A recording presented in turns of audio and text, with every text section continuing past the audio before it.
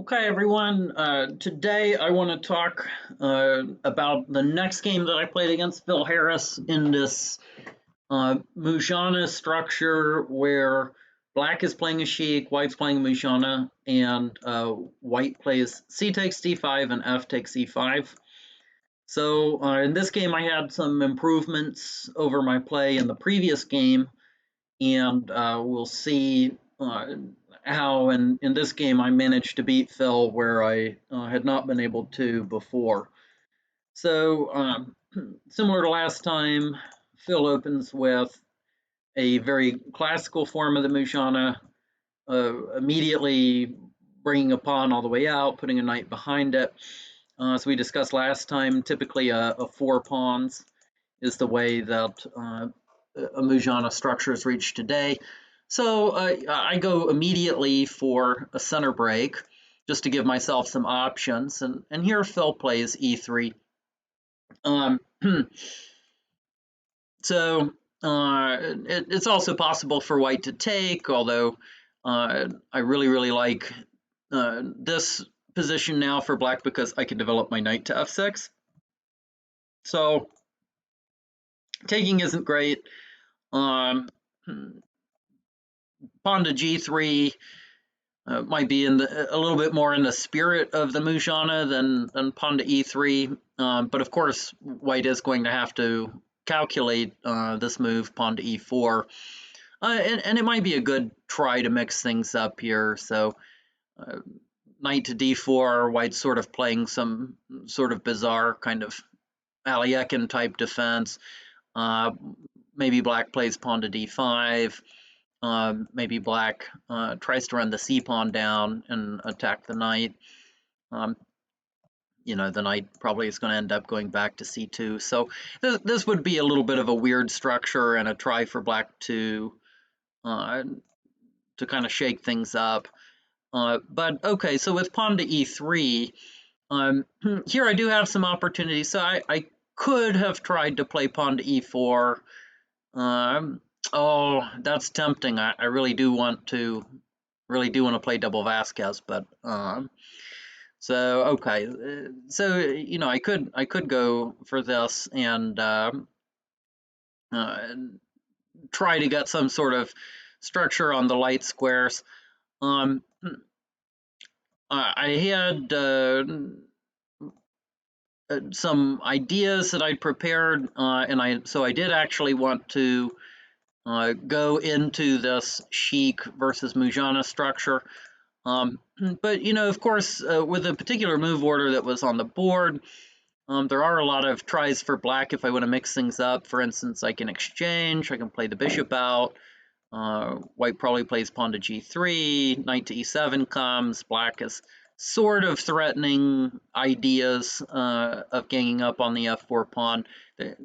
Not 100% really, because always after the bishop takes and g takes, white's going to have rook g1, putting good pressure on the g7 pawn. But play might continue knight to c3, Farzan comes out, white might say bring out his Farzan. Black might continue with d5 or bringing the Farzan in further.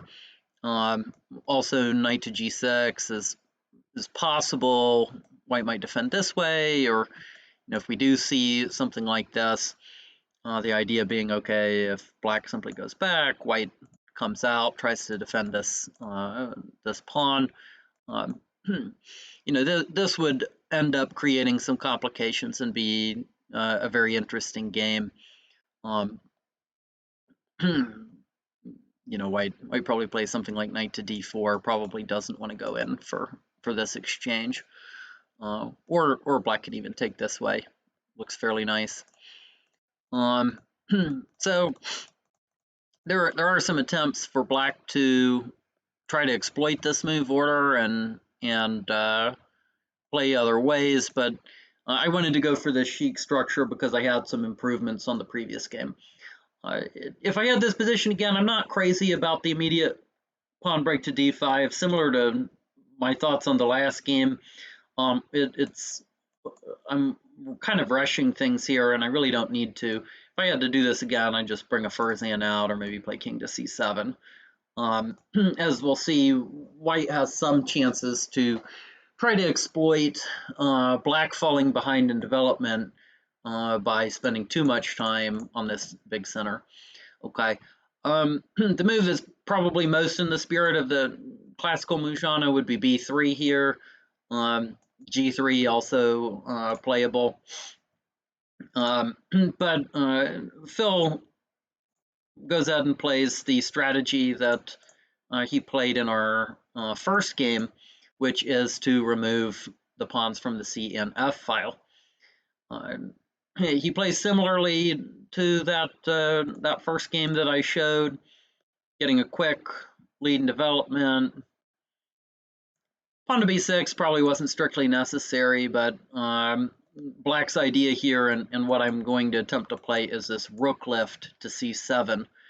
And as we discussed last time, this is going to be stronger than trying to play bishop to e6 and rook c8, because in that structure with a bishop on e6 rather than the Fursan on e6, white is going to get a lot of really good play with pawn to e4.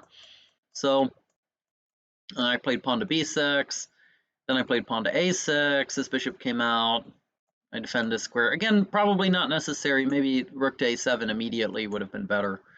Rook to f1 and pawn to h6. Okay, so this is the pawn structure that's very, very frequent in these kinds of Mujannah versus Sheik games.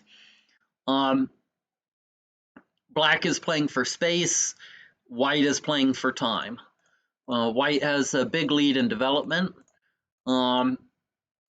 so white should do something to try to take advantage of that. Black, meanwhile, has a big lead in space, and if black survives this to the late middle game or the end game, black is going to have really good chances to press with a space advantage. So here Phil played rook to c2, very, very similar to play in our first game, and this is what I was counting on, because now I was able to develop the Fursan. White brought another rook out, and I consolidated. And here at this point, black is already somewhat better.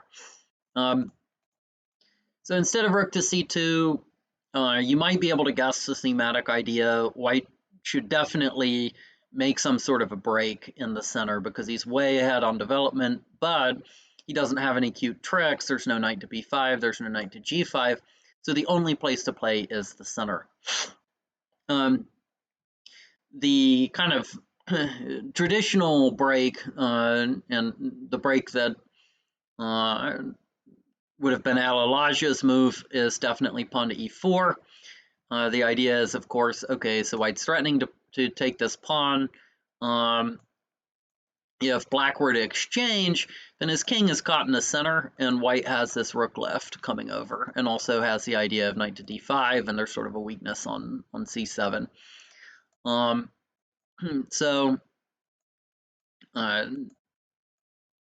taking is not likely a good option. Black is going to push past with pawn to d4. And here white should go for it. White should play knight to d5. So this creates some problems for black. So for instance, okay, the c7 square is a little bit weak. Tactically, it doesn't work for black to try to cover it because there is this elephant hanging. So probably, black's holding this a little bit better in terms of move order than what we saw in the first game. But there's still some real difficulties for black. So, maybe bishop d6 is the move. Here, though, so note, white can play this and bring the rook in, but okay, black is going to have king to d8 potentially. c6 might actually be a better square for this rook. But maybe instead of the exchange, white could just continue with this rook lift coming in, rook f2, rook c2, and white's going to be able to exchange and bring a rook into c7 or this c8 square is a problem. So white would have fairly good play here. The critical line might be for black to take and white to take. This pawn has some potential to become a weakness, but also the e5 pawn is weak. When white swings his rook over, maybe this way, there's always the possibility he's going to play rook d2, gang up on this pawn. And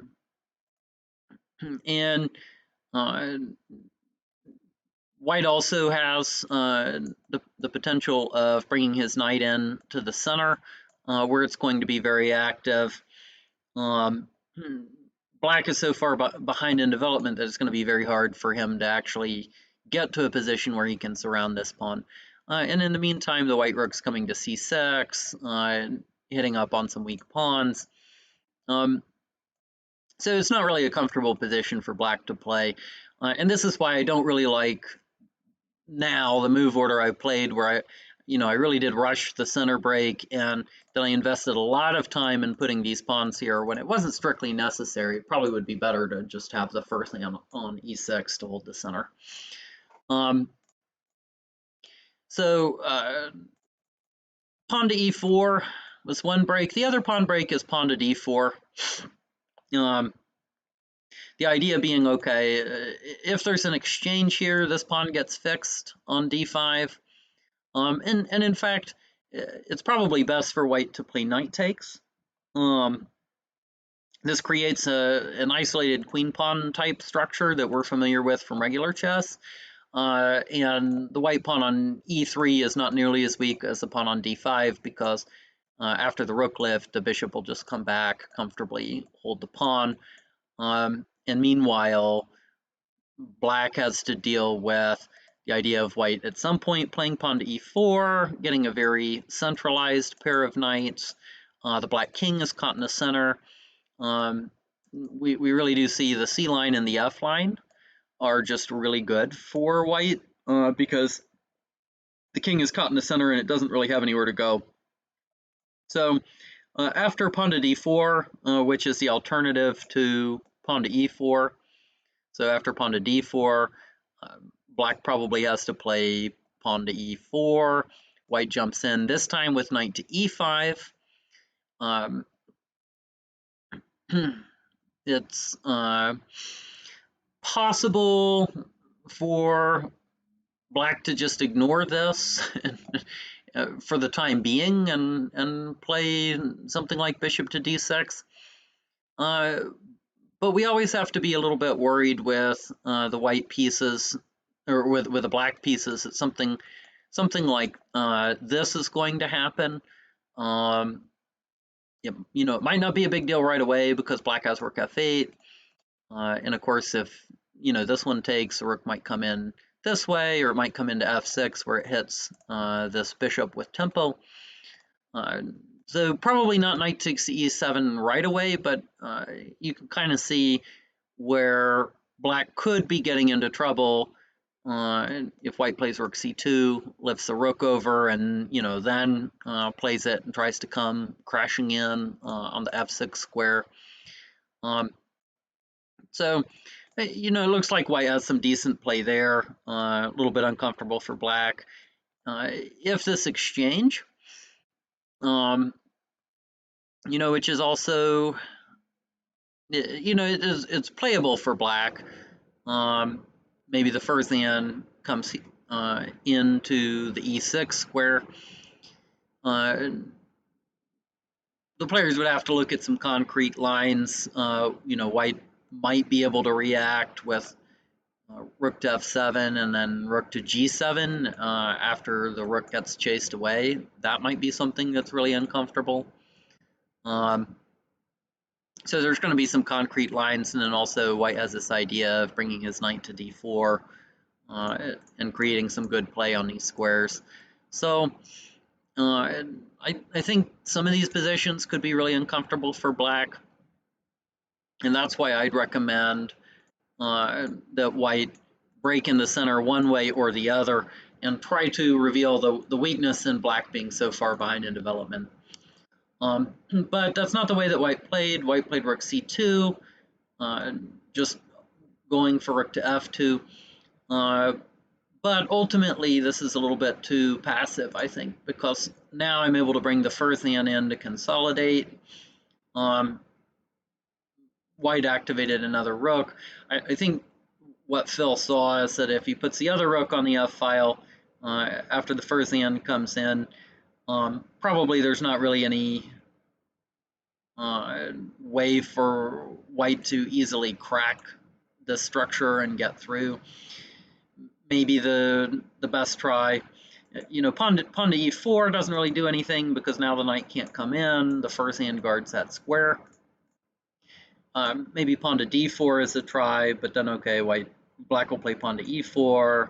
This knight comes in. There's a little bit of an attack going, but it doesn't really look like it's much because after black simply defends, the squares are covered. White might exchange and then put a rook on f6, but at this point, White's achieved a nice looking position, but it's very, very hard to make any further progress from here because black has largely caught up in development. So black could even just play pawn to g5 with the idea of threatening pawn to g4, which is going to trap this this elephant. White might end up having to play something, you know, like rook 1 to f2 in order to drop the elephant back. Black maybe just has time to even continue finishing his development this way. There might be a rook trade. It's also possible that you know, if black is feeling really ambitious, maybe try pawn to g4. The bishop comes back. Maybe black continues pawn to h5, pawn to h4. And just following the traditional strategy of gaining space, eventually black is going to also try to gain some space on this flank as well. And just taking advantage of the fact that the rooks are all dressed up but really have nowhere to go, it's going to be very hard to actually crack black's structure. After pawn to g5, I feel like maybe the best try would be bringing the bishop in. The idea is, you know, of course, black plays knight to c6. Now the g6 square is wide open, and white might be able to double rooks along the 6th or bring a rook to the 7th. So black would obviously want to take this, and white plays d takes c5. Black is probably just fine with allowing white to capture the elephant. Doesn't really make sense for black to retreat the elephant because that's just going to weaken key squares. Maybe rook to b8 is the move, just to activate the rook, put some pressure there.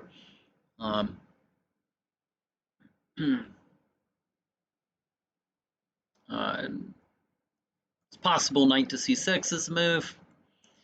Overall, I don't get the feeling that black is in any real danger here.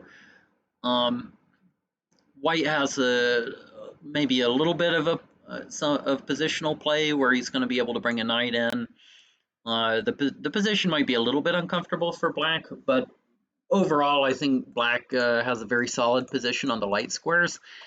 And if you look at the Furzians, you know, this could be a good Furzian long term because it might sit on some dark squares, but at least in the meantime, it looks like black's holding everything together. So this is, I feel like in this position after Furzian comes into e6, this really is the last moment for white to try to break in the center, and he should take advantage of it. And you know, white will have some play there. But okay, what happens here is now black has a big space advantage, and Phil at this point decides to break in the center, but now the space advantage is huge. And so this is really black's dream position. In the structure, this is exactly what black wants. Phil played knight to a4, just hoping to keep some activity. Maybe knight to e2, with prudence being the better part of valor is the right idea. But now I had the opportunity to play my rook left, just to neutralize all of the pressure and threats that are on the Shah side. And I'm going to emerge from this, okay, white is creating a little space for his knight to drop back to b2, bishop d6, pawn to g3, just prophylactic moves by white, but not really anything big. Now I've had the opportunity to neutralize all of this. So rook c2, king b7. At this point, black has his space advantage. And what's even better is I've managed to keep one pair of rooks on the board at least. Remember, if you have a space advantage in Shatranj, or even if you have a small material advantage, like an extra center pawn, or you have maybe an extra Furzan, trading down is not necessarily what you want to do. It's likely to lead to a draw. But if you keep pieces on the board, you can use your material or your space advantage to try to force further concessions. So this is exactly what we get. I'm very happy that I have a pair of rooks on the board, because that means that I'll be able to alternate between the F file and the C file as I see fit. And I can also use the rook to try to support some further breaks. So king to e2. Black's plan is, as always, to try to expand on both sides with these side pawns. I played pawn to a5, idea just being to get the bishop out, which is fine. I also kind of like to move g5. I have this square pretty well covered, so I don't think there's a huge threat of white bringing his elephant in. And then if white were to try to play g4 in order to get a good spot for the elephant, now black can play pawn to h5. So you see how having the pair of rooks on the board really helps black in these structures. So after g takes, black can even just play rook takes, hit this guy.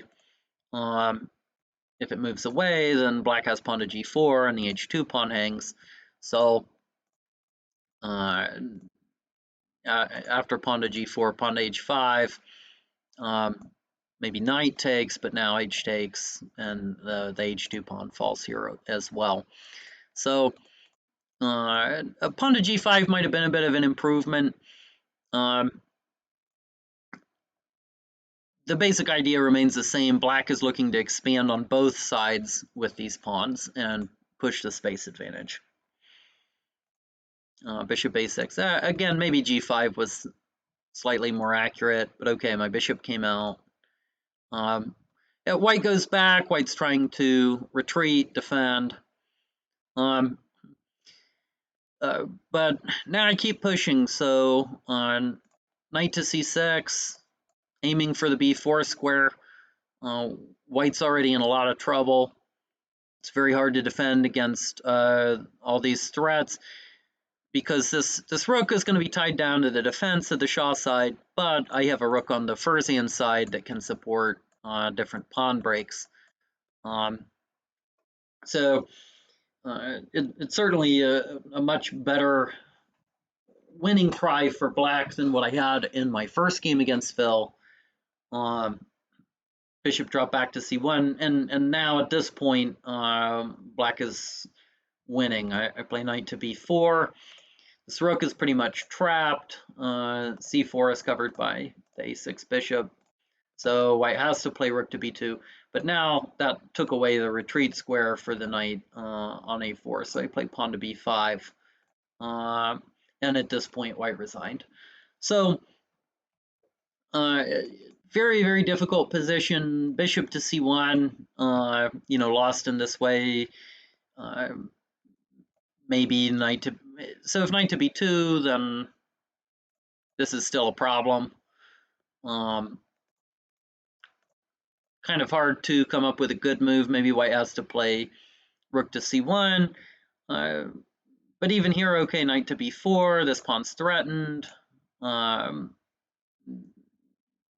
the rook goes to a1, now suddenly the c2 square is wide open. Black will play rook to c8, and the rook's coming into c2. Knight to e1 then is maybe necessary to try to hold this. Really, really ugly position for white. Black can either play b5, chase white even further, or perhaps this is a time for something like knight to f6, and trying to come up with some play on the Fursian side to really drive white, since the rook is trapped over on this side of the board, can't really get over due to the congestion. Black might very shortly consider switching back to the Fursian side and pushing the pawns, swinging a rook over. So it's a very, very hard position for white to hold, and so it's not really surprising. Usually when positions are this hard to hold, a blunder is going to come. So, it makes sense that white ended up losing the knight. Okay. So thanks everybody. Just basically to recap, this position, very thematic in the Mujannah versus Sheik. White should be playing for e4 to take advantage of his space advantage. But when white played a little bit too passively and black got a Fursian into e6, this meant that black had consolidated a position with a big space advantage.